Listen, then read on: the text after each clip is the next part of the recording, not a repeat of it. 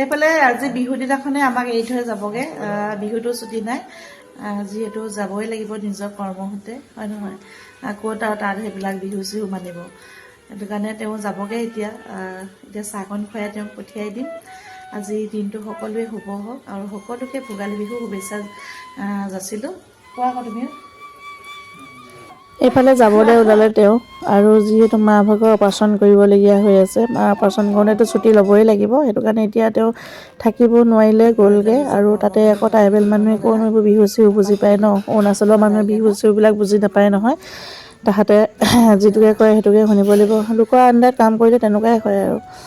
আৰু যোনসকল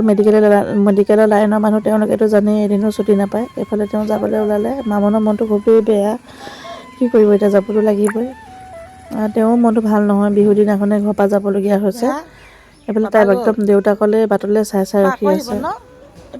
তাইও একদম শুই উঠিয়ে লগে লগে দেউতাক যাবগৈ বুলি চাবলৈ দৌৰি আহিছে বিচনাৰ পৰা আৰু তেওঁ সোনকালে গ'ল যিহেতু ডিউটি পাবগৈ লাগিব গৈ পেলাই 8টামান বজাতে ঘৰৰ পৰা ওলাই গৈছে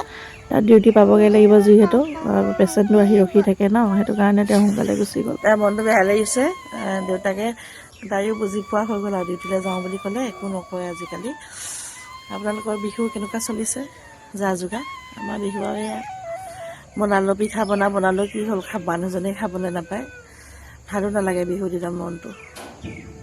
সকলোলৈকে বিহু শুভেচ্ছা থাকিল আকৌ দেই